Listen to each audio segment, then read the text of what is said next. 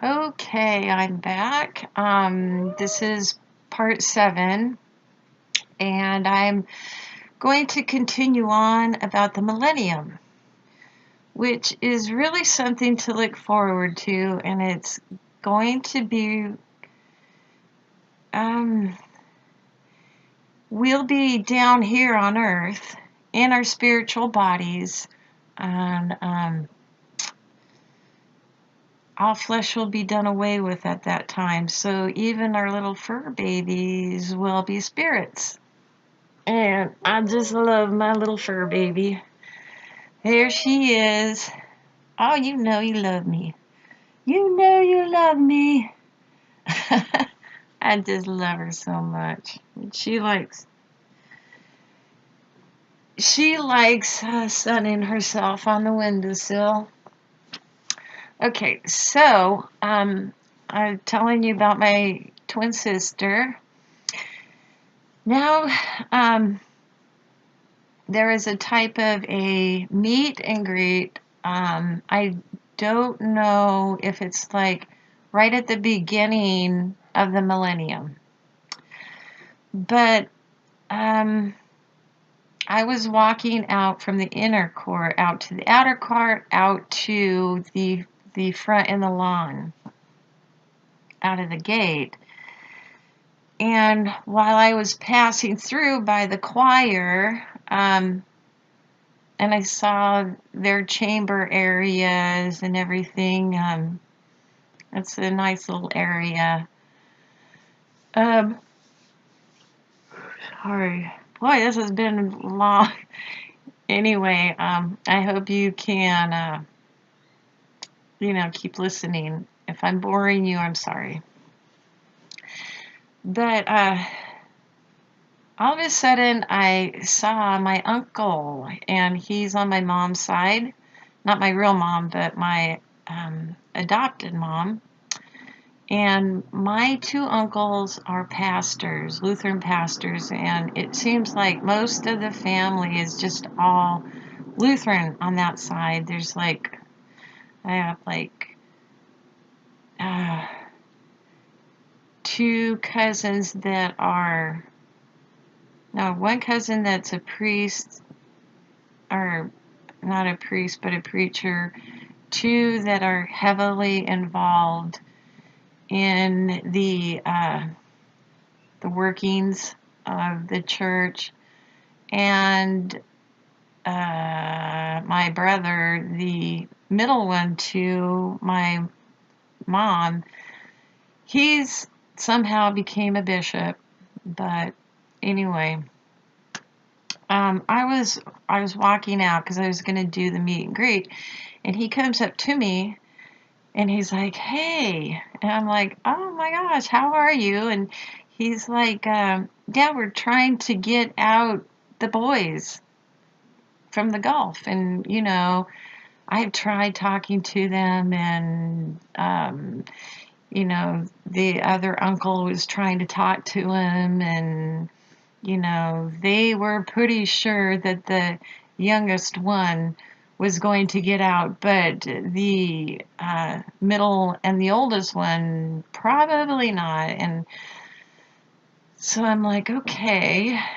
And I remember rape and murder are treated as the same.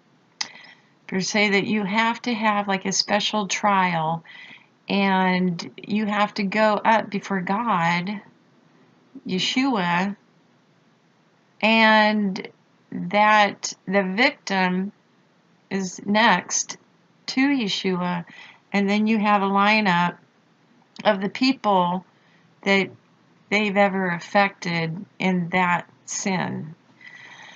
So if they've done multiple rapes on multiple people, on all those victims, and then all the people that was affected by that sin.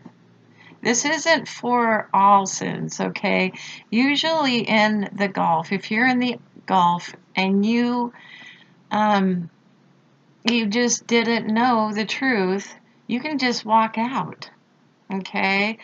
Um, the 144,000 will be going in and preaching, and you can come out, and you'll have your place within the tribes wherever you belong, and you'll know where you go. So anyway, back to that. Anyway, I forgot where I was. I just, you know, I was not sure, whether I wanted. I didn't know one way or the other as to how I felt about them. I just knew that if they were repentant and very sorry, that I forgive them. I mean,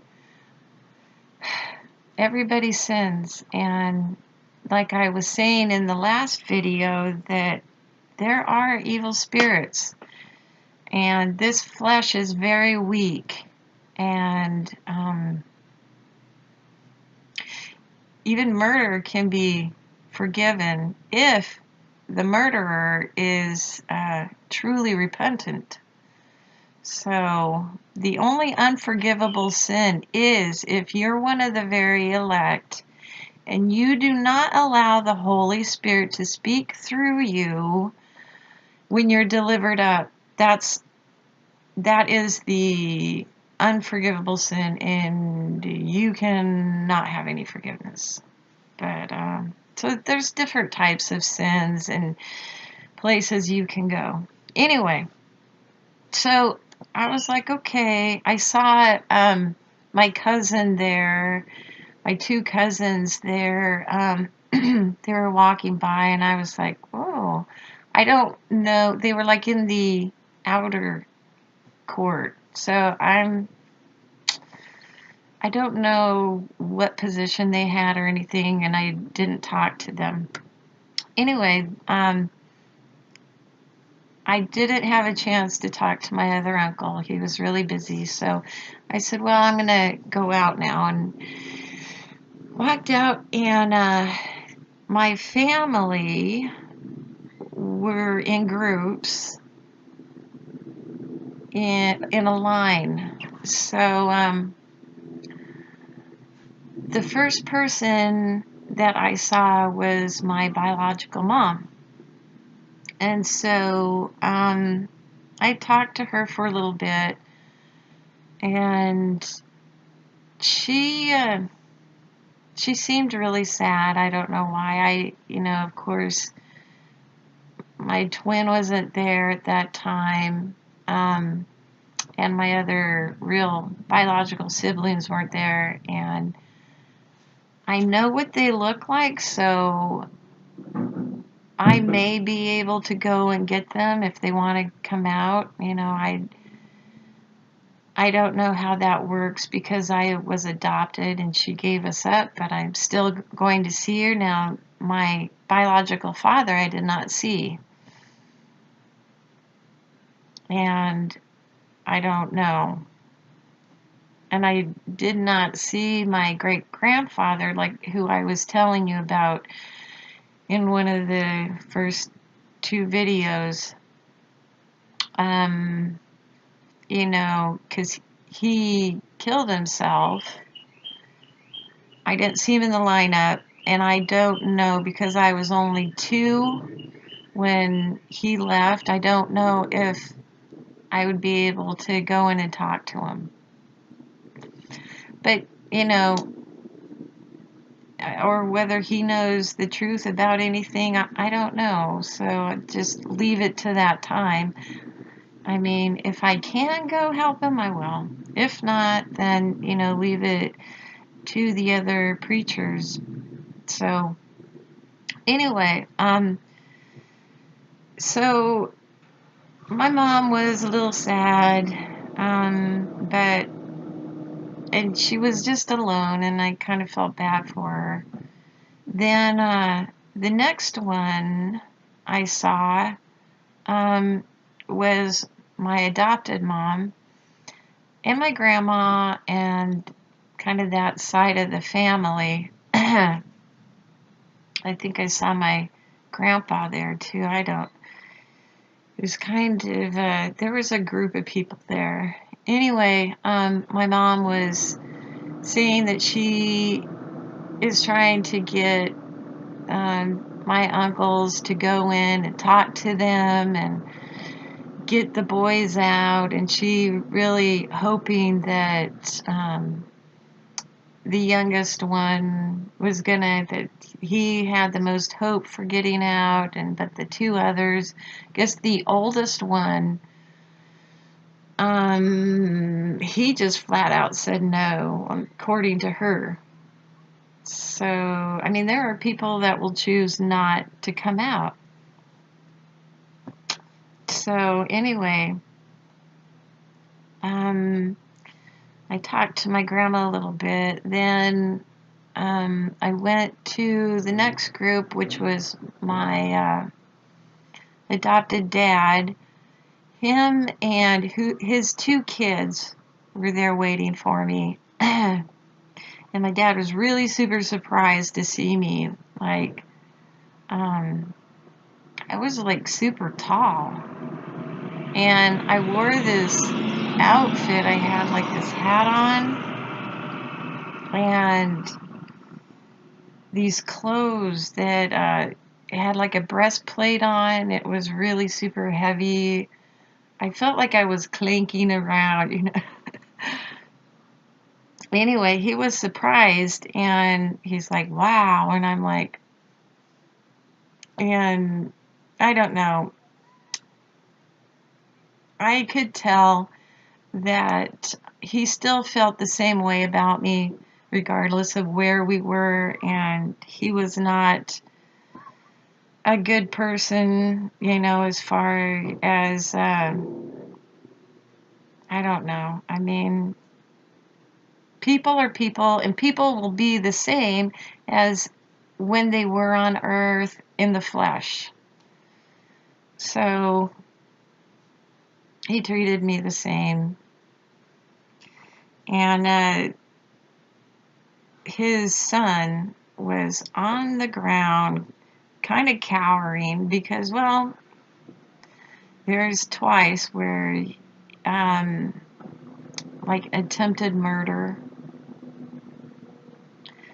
And then his daughter, attempted murder, that he was going to try to murder me. His daughter, I don't know, was trying to gain favor or something, I don't know, because I know she doesn't really like me. And she's like, hey, do you want to come to dinner? And I'm like, I don't know. And then I saw her, like, washing fruit and stuff, you know.